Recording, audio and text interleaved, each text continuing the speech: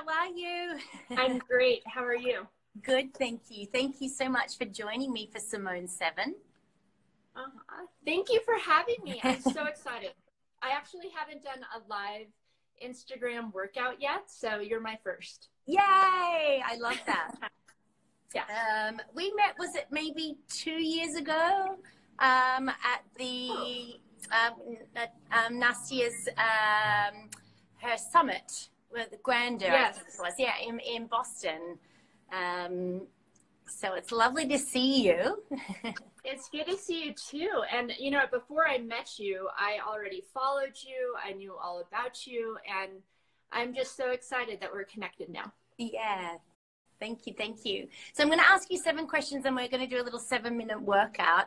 But before we get into the questions, I always ask my guests to give the viewers a little background on your journey to where you are today. Yes. So let's see. So I have 2 prosthetic legs. I lost my legs when I was 19 years old. I was kind of a competitive snowboarder before I lost my legs, but I was just passionate about snowboarding. And then just passionate about finding a way to do it again. And so I actually ended up making my own feet to snowboard again because there weren't any snowboard feet out there. And I realized that I was able to do it. And so then my husband and I started a nonprofit organization, and we work with other athletes with disabilities. And then from there, we helped to get snowboarding into the Paralympic Games. And after that, I won a couple medals in the Paralympic Games and went on to do stars. These are my Paralympic. These are some of my medals, like World Championship medals back here, but not my Paralympic medals. But amazing. Yeah, and so we helped to get snowboarding into the games. I competed and brought a bronze medal home, and right after that, went on Dancing with the Stars. Came in 2nd place. My partner was Derek Huff. Yeah. And then I wrote a book and I do a ton of speaking, and you know, I wouldn't be where I'm at today if I didn't lose both my legs when I was 19. It gave me kind of a direction and purpose, and made me like dig deeper in who I wanted to be in this world. And so I've just adapted to my situation. That's why I'm really excited to do this with you today. Yeah, well, you're such an inspiration, like motivational speaker, bronze and silver medalist, created your own legs so you could go snowboarding, wrote a memoir, just a few small things. Yeah. Very, very inspiring. So I'm excited too, because I guess you'll be teaching me as well, and I think the stigma of what exercises you can and can't do, you know, and so that will be really fun to get to in a moment. But before we do, let's start off with share with everybody how you're feeling and how you're practicing self-care during this time of quarantine and isolation. Yeah, so it's kind of interesting. I feel like I keep calling this quarantine number 2 because I got injured last year, and it took the entire year to recover from. I had 5 surgeries. I actually injured my popliteal artery last year, and it resulted, and I didn't know I injured it. My leg started to, I was just in a lot of pain one day and went to the hospital, and I ended up having a blood clot from my hip down every artery of my left leg. I almost lost my left leg last year, my entire left leg.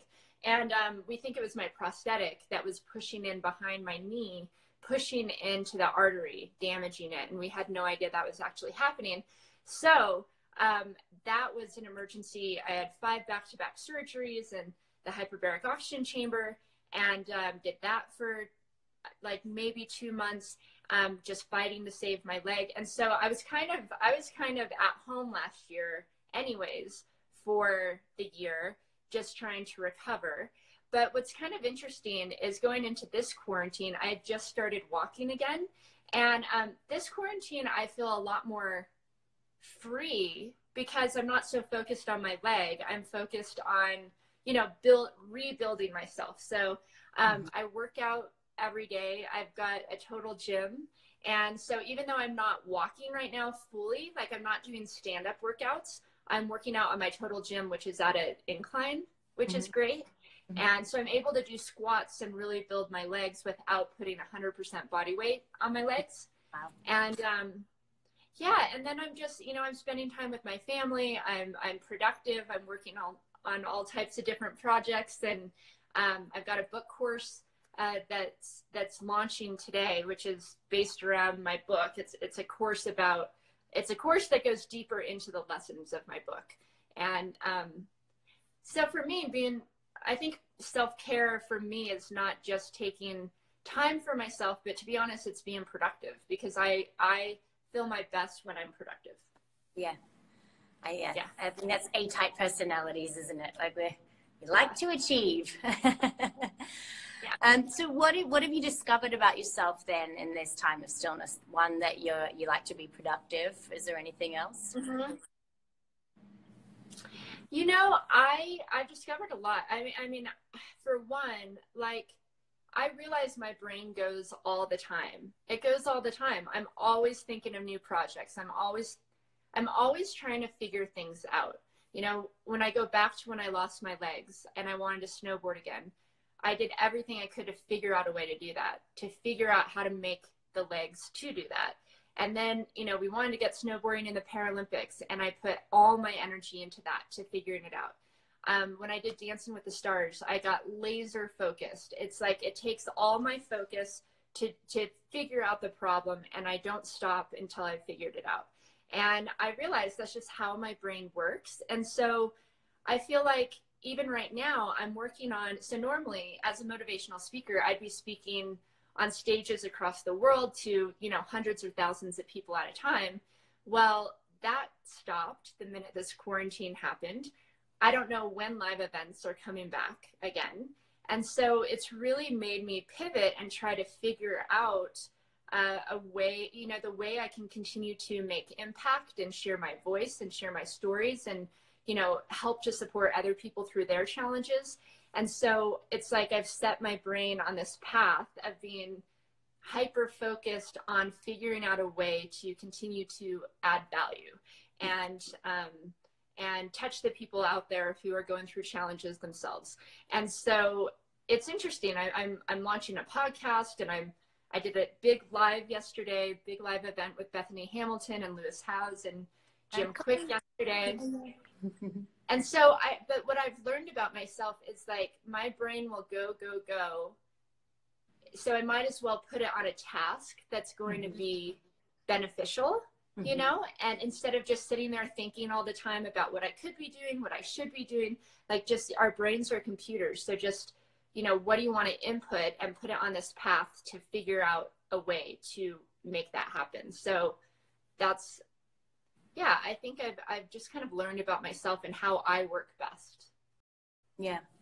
I know for me, because I've been, you know, normally teaching class or doing events or, you know, training clients, the social media side or the connection side with my audience has lacked, because as I'm too tired, I don't have time for that. Exactly. But the quarantine has forced me, you know, and that's why I wanted to come up with Simone 7 for ways still to connect and inspire people. So it's just finding different ways to do that when we would normally be doing that in the inhuman, you know, in that person connection. But now we're doing it on lives, which I didn't even know how to do the first time. I was like, is this thing on? You know, it's been so cool because of that. This is all stuff that I've thought of. I'm sure we've all thought of for so long. Is like, because I was speaking live, I was actually quite disconnected with my online audience. It's like, if you weren't in the audience, then you didn't hear me speak and we didn't connect. And I wasn't sure how to bridge that gap. And now it's like, that's all we have is showing up for our audience and finding different ways to do that and connect with you. So I actually feel more connected, not just to my audience, but to people like you, people I've met along the way. You know, I feel like we're connecting more than we ever would have, you know, if we're normally just too busy to do that. Yeah, I absolutely agree. Yeah. So silver lining. Silver lining for sure. Yes, always. So what does your health and wellness routine look like now? And is it any different to how it was prior to quarantine? Well, I mean, because I was already kind of at home, you know, healing from this injury. let's see. I mean, now that I'm feeling stronger, I'm not so hyper focused on the injury. I'm able to just kind of slowly build my way back up to being, you know, as healthy and strong as I was before. So really, I mean, I don't know if it's necessarily changed, but I'm definitely able to work out more. Right now, I work out every day. So I feel like, I just feel like I've just got to keep moving. I got to make sure that I'm moving a little bit forward and not backwards. And if I don't work out every day, I feel like I'm going backwards. And I know that specifically with the injury that I have, which was an arterial injury, the more muscle you have, the more blood flow you have. And so for me, it's become like, you know, a priority, like my job, to make sure I'm constantly building versus breaking down. Yeah. So I mean, I work out every single day. Sometimes I work out with my legs on, because, you know, I've got my two legs. They're very sexy, yeah. So I do some workouts with my legs on. I do some workouts with my legs off. Like if I'm going to do like kettlebell squats, I'll do that with my legs off, just because the prosthetics, like, they don't let you bend your knee a lot. So yeah, I'm playing around with different ways of how to strengthen my body. It's a little challenging when you don't have a foot and an ankle to actually build your calves and your quads, because you actually kind of need that. If you think about, you know, if you're going to build your calves, you need to be able to do calf flexion, raises, yeah, calf right? raise, yeah. But my feet don't move like that, and yet I do have calves, and the more I build those, the more I'll heal from this injury. So I'm always trying to figure out how to build the muscle I have without having, you know, all the joints involved that you usually use to build a muscle. But when I did Dancing with the Stars, for the first time ever, I built my quads, because it was just the body position that I was in. I was on the balls of my feet the entire time, and that really built my quads for the first time. So it's just all about getting creative and finding a way. And that's basically what I do every day, is just get creative and find a way to be stronger today than I was yesterday. Amazing. Amazing. Yeah. All right. What motivates you? What motivates me? Yeah. Oh my gosh. You know what? I think it's a few things. So first of all, when I was 19, I almost died. And I mean, I flatlined. I fought for my life. And when I survived, I think I realized just how precious life is, and that we have such little time here, and we don't know when it's going to end. And so to live every moment the fullest that you can, and to not limit yourself, because, you know, here I lost my legs, but I was able to go on and win Olympic medals. It's like, we can do almost anything we put our mind to. So let's maximize our time here and do that. So every day that I'm healthy, every day that I feel strong, I want to use that. You know, I don't want to waste it. And I don't want to waste it worrying about what I can't do or focusing on what I can't do, but, you know, instead focus on what I can do. And so I think that's always just been a huge motivator for me. And then just, you know, just in general, like wanting to live a good life and wanting to be happy. And I am happy, but continuing to do the things that are fulfilling, and knowing that, I don't know, just, you know, I want to be able to look back on my life and feel fulfilled in the work that I did, and feel like I left a positive impact or a positive footprint, you know, somehow. So I think that just is what keeps me going. All right. If you could go back to your younger self, whether it was before 19 or after, but what would you say to her? Gosh, I would say, you know, I never like to say anything's possible, because I don't necessarily believe that anything is possible, or, you know, I'd grow my legs back. Not anything's possible. Yeah. But I feel like with passion and hard work and commitment, the possibilities of what we can do are endless. You know, I've been able to do things that I never could have imagined. But I put my mind to it and I didn't give up. And I forced myself through every obstacle I faced instead of letting them stop me. And I've worked really hard and I've been able to accomplish even my biggest goals. So I feel like, don't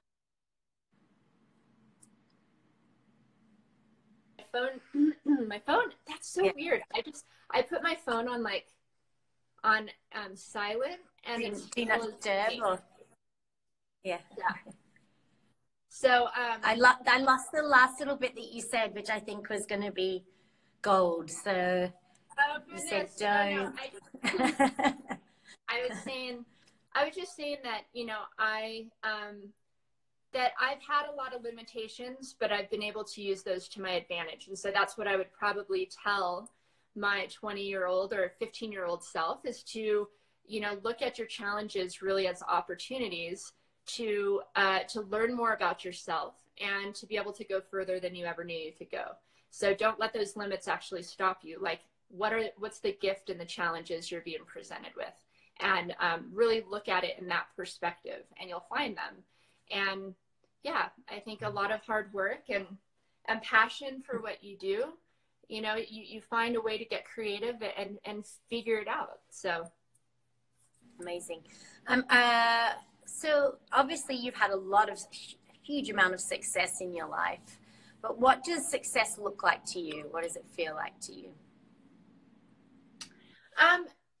I think just going back to kind of what I just said with just, first of all, like living a good life, just feeling like I'm contributing. Honestly, I think that is more what success looks like for me, because I don't know, it's not, just making money and having accomplishments like that, all of that feels good. It's like, it's fulfilling that you accomplished a goal, but it's not as fulfilling as knowing that you can actually impact another person's life. And so I feel like for me, success is being able, like knowing that I'm able to contribute to the world in a positive way. And when I'm contributing, and I'm able to impact somebody else's life or help somebody else somehow, then I feel my most fulfilled and successful. And I always wonder, there's been times that I've wondered, like, I make amazing money, I have a house, I'm healthy, I've got great food on the table, like I've got all the stuff I've worked hard for, but yet, why wasn't I feeling fulfilled? And those were times that I realized because I haven't actually been contributing enough. I actually haven't been giving back enough. And it's when I do that, so we have a nonprofit organization, and when I do that through our organization, or when I do that through speaking, or when I do that through connecting with my audience or giving some kind of value, I feel my most fulfilled. And so for me, it's really, that's like a critical component in success is just contributing. Yeah, that's beautiful. It's like all the exterior doesn't matter. It's like about going inward, but then also sharing, like sharing your gift, because it's like that receiving of energy. For me, when I work with clients or I feel like I help transform people, that to me is the greatest gift. Back when I was a dancer on stage, it used to be like the razzle dazzle, all about, the ego of the self of being on stage. But now I really find that, it is. That's when I'm in my element, when I feel that I'm feeding and fueling and giving the knowledge to someone that really needs it. Yeah, I mean, I completely agree, because otherwise you're just kind of in a vacuum doing your thing. You may be successful to what everybody, what everyone else's standards are, but you're like, why do I feel empty when I have everything I've worked for? And it's not until that you can, connect with other people and share the knowledge that you've gained, that it's like, oh, that's what it's not about getting, it's about giving. So, yeah. All right, last question. It's a silly one. If you could have a dinner party with anyone that you'd like to invite, living or dead, who would they be and why? This is kind of a hard one. I was thinking about this. Probably, okay, probably Buddha, because I think there'd be a lot to learn there. And at the same time, I'm not religious at all, but Jesus, because there'd be a lot to learn there too. And I think that would be an interesting conversation as well. We'll have them at opposite ends of the table. Exactly. Yeah. Just see what, see the commonalities of the conversation though. Like that, does it all boil down to the same ideas here? And it probably does, just shared in different ways. Yeah. And to see what really went on, like to hear about it, but what really happened back in those days. And then, I think this could be really interesting. Helen Keller, because, Helen Keller, she was blind and deaf. We learned about her in school. I never even paid attention to her story. You just thought, oh, that's something that happened to her, or, that was her life or whatever. It wasn't until I got older and went through everything that I went through that I really started to pay attention to, how did this woman do this? She couldn't hear, she couldn't see, and yet she lived an amazing life, and she shared so much knowledge, and she was happy, and she figured things it's fascinating to me that she could overcome, or not just overcome, but that she could continue to live and make such an impact and influence so many when she couldn't see or hear. How, I just think that is so fascinating. And so I actually have a tattoo somewhere. You rebel. I love it. There it is. Exactly. So yeah. I have one of her quotes, which has just always spoke to me, which is, life is either a daring adventure or nothing at all. And I just thought, but for somebody who can't see or hear, to say that is just amazing. And so I think that I would want to have dinner with her. Love it. Yeah. All right. So now we get to the 7-minute circuit section. Okay.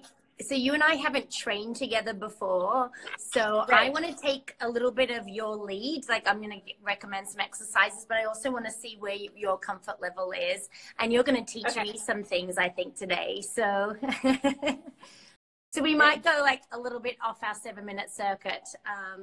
But I think this is going to be really wonderful to show people just how incredible and inspirational you are, because you just let nothing stop you, and you're I'm working out with my 2 legs, so let's do it. So Simone, I have a really quick question for you though before we get started. I don't want this to interrupt us, but I keep getting calls in. How do you silence your calls from coming in? Oh, I don't see it on my end, but if you actually pull down where the settings is, there's a little moon, and you press on that for do not disturb. Isn't that crazy? I actually got set up already, and it's still already, the calls are coming through. For some reason, I'm getting calls in. Not weird. Yeah. But tell Oprah to stop calling you. I know. Well, hopefully we got 7 minutes of no. Yeah, it's fine on our end. I don't know. I don't see it. But for future reference, I think once you go into settings, I think you can set for how long the do not disturb goes on. So maybe it needs to be extended a little bit of time. Okay. So what would you like to do? Would you like to start on the mat for some side saddle, or you want to start standing? What would you like to do? So I'm not doing any standing workouts right now. I'm just doing floor workouts. So, we can just kind of, if you want to give me, a workout, I can kind of tell you if it's just going to work like that, or if I have to adapt it a little bit. But I do a lot of, I do a lot of floor, mat workouts, Pilates, mat workouts, and abs, and maybe, donkey kicks and leg lifts and stuff like that. So, all right. I'm just curious to see what you'll give me, and we'll see what we do.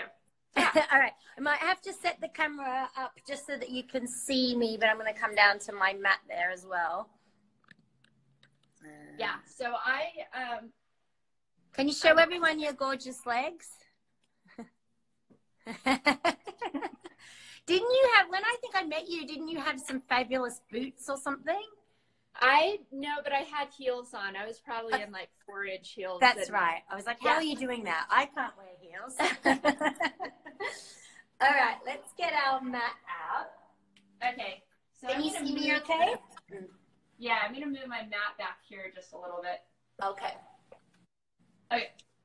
So we're going to do side saddle first. So you're going to put your elbow underneath your shoulder.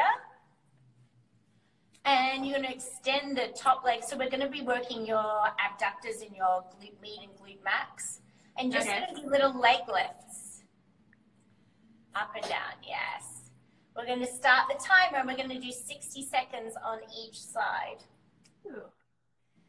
So, you know, so my legs are almost like having weights, ankle weights on. I'm sure this is probably, you're like, why have you done this? You're killing me. But it's great because then I don't have to use ankle weights. It's like, the weight's already there. And obviously this is really great for you because it's, as you said, we will get to the quad in a minute, but this is all outer thigh, abductor, all part of your glute as well. So, like, I am really feeling this. Okay, good. We've got 17 more seconds.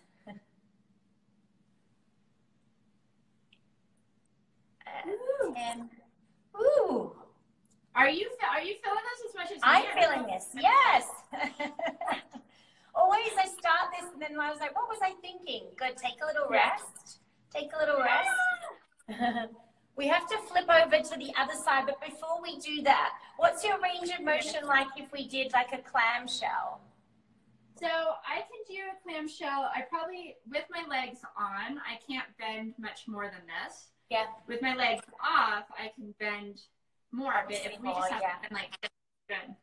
But so just do a little bit because the clamshell is great also outer thigh and glute. So we'll do 60 seconds on this side. Oh my gosh. Ow. I tell you what, your form's better than most of my clients. You'll have to start training them. I forgot about these. They burn. Oh my gosh. It's fantastic.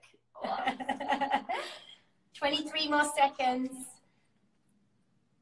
You know what I love about this is, I mean, this is stuff that almost anybody can do. It's like, you know, if I had my legs on or off, I could do this. Yeah. Even with my leg injury, I can do this. You know, it's great. But okay, take a rest. We're going to flip over now to the other side and we'll do the leg lifts and the clamshell on the other side. Okay. And extend that leg. Yeah, and whatever feels comfortable. If you need to side lie, because often people say that they get tight in the neck, and we're just going to lift the leg up and down, keep it nice and parallel and pointed up and down. And the origin of like mat Pilates, you know, was created in bed actually. Oh, wow. Yeah.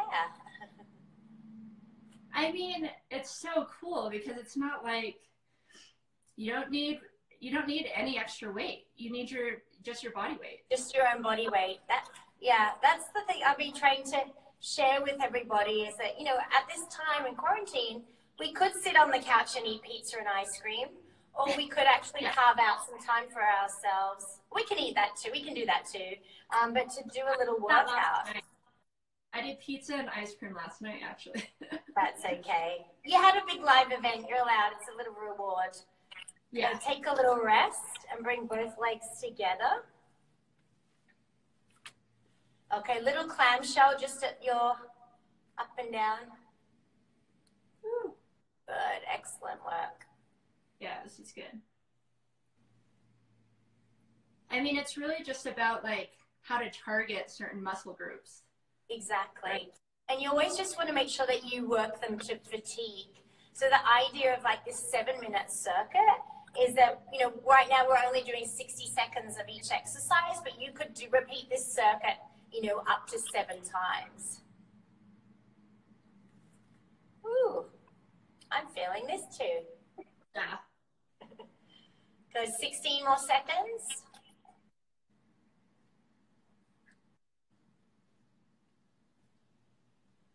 And I'd imagine you can make this even more challenging at some point if you want with a band, right? Exactly, yeah, like so the brace, like I've got a little resistance band, so you would be pulling against that resistance. You can take a rest now for a moment. But as you said, you've got ankle weights on, so yours is definitely more challenging. Do we try a little donkey kick, so we'll come onto all fours for that?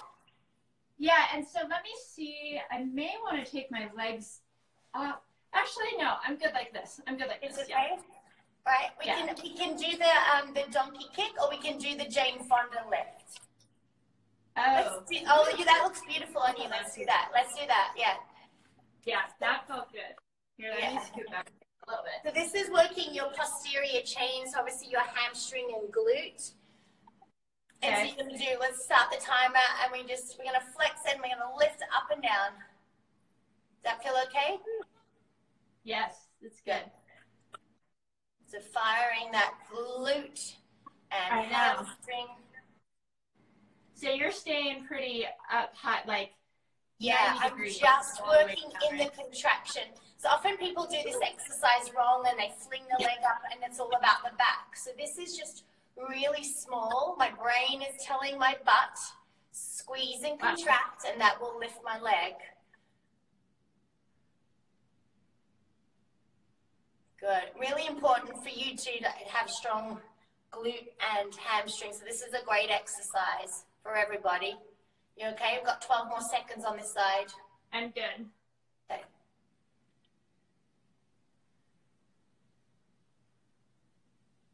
Good. Last one, and let's take a little rest.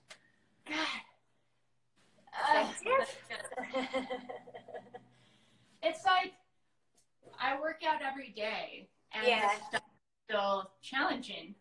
I always think, it's always good to mix up your workout because your muscles do get used to doing the same thing. They get very clever. So it's always good to mix it up. So let's do it on the other side. Ready, and we pulse it up. Good job, excellent. Drive that heel towards the ceiling. Beautiful, your form is perfect. There's just a very small contraction in your glute to lift. Beautiful work. And so, are you making sure that your shoulders are, sometimes when I do stuff like this, I find my shoulders rounding. Are you pulling your shoulder blades back, or? Yeah, so the correct form is wrist underneath shoulders with the elbows slightly bent. And you want to actually take your gaze a few inches away from your fingertips, so you elongate your neck. And rather than hunch this way, you do open your chest up, but you have to also make sure that you're engaging in your core, so you're drawing that navel towards your spine. Good, let's take a little rest now. Ooh. Good, beautiful. Let's turn around, we'll look at some abs. So we're going to just roll down from our C curve all the way down. Let me, I keep wanting to make sure I'm in the frame here. In the frame, I know. It's a slight, can you hear me okay? I'm good. Okay. I'm going to place the hands behind your head. You're going to imagine there's an apple underneath your chin and a string connected to your sternum bone that's taking you up towards the ceiling. We're just doing a small crunch. So you're still leaving your bra top on the mat. So you're just activating your rectus abdominis, which is the top part of your abdominal wall, up and down. Good. This is a long 60 seconds. Yeah.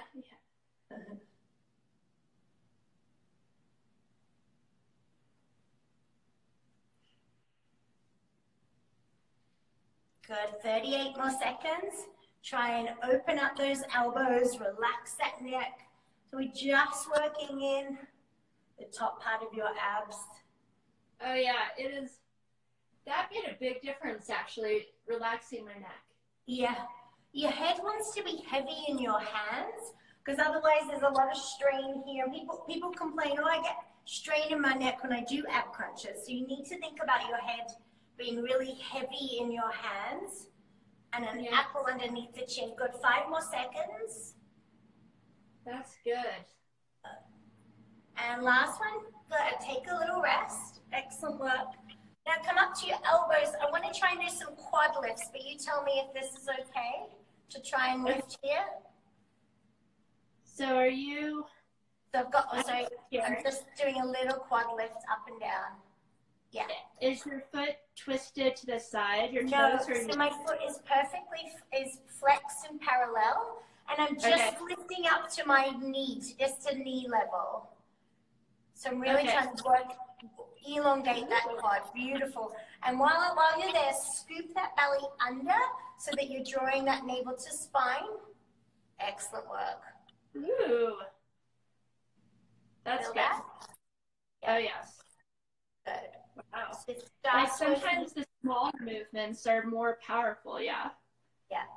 Just working in that quad. We'll do 2 more reps and then we'll swap to the other side. 1 and 2. Excellent work. Good. Take a rest. Let's swap to the other leg. Stay where we are. Be sure to keep this belly scooped all the way under and draw that navel to spine so that you're not putting any strain on your psoas, your hip flexor. Flex that foot, and you're just going to lift it up to knee height, up and down, working into that quad. Incredible. Amazing. Ooh, that's good. I'm so excited. You've given me more workouts. More exercises. I know. Well, when this crazy quarantine is over, I would love to train you in person because I think I teach you some things and you definitely teach me some things. So I would love it. We should do it for sure. All right, let's do 2 more reps. Up and down, and last one, and rest. Good. That was our 7 exercises. Oh my gosh. Yeah, we did 60 seconds each. And then obviously people can choose to do 1 circuit or up to 7 circuits. Ooh, that felt good. Did that feel good? We didn't even get to the upper body, but I just thought it would be nice to show everything that you can do and the strength that you have. You know, there really is no excuses. There's no excuses. There's no excuse. I should have come to you when I first got this injury. Yeah. I wasn't able to wear my leg for most of the year. But so I was just doing floor workouts, but then I just found myself doing the same thing. Yeah. It's good to mix it up. And for your brain as well, because otherwise you get, you know, a little bored. So yeah. I'm excited. Good. Yeah. We definitely need to train together. I would love that. So as soon as this madness is over, let's find each other. Yeah. For sure. You are such an inspiration, such a positive light, and such a joy, and you've really made my Friday. And thank you for sharing with all of my viewers, because I know everyone will be so inspired by you. Is there anything you want to share, or where can everybody follow you or find you or get your book? Oh my gosh. Well, yeah. So, let's see. I mean, today I'm launching a course around my book. My book was a New York Times bestseller, and it's called On My Own 2 Feet. And it's now been published in 10 different countries. And it's actually, a lot of people have been buying it, especially in this time, because of everything we're going through. It's just, you know, because it's all about major setbacks and the major setbacks that I've had in my life, but all the little lessons that I've learned along the way and what helped me come back even stronger. And so with this book course, it's, we go deeper into these lessons. We actually have an app for it. So every day you get 3 journal prompts. So you'll read like the chapter of the book, and then you get these journal prompts so that you can go deeper into your life. And yeah, it's a really transformative, just amazing course. It's only 6 weeks long. We launch it today. Well, we start kind of enrollment and signups today. And yeah, so if you're interested in not just more of my story, but kind of how you can apply some of the things that I've learned along the way, you can I'll post about it today. And yeah, Amy. Amazing. Me. Yeah. Amy Purdy, thank you so much. Thank you so much, Simone. I'm so excited. I'm going to do these every day. Good, do. And I'll see Yes. you soon, hopefully in person. Okay. Yes. Good luck with your book. Thank you for your time. Lots of love.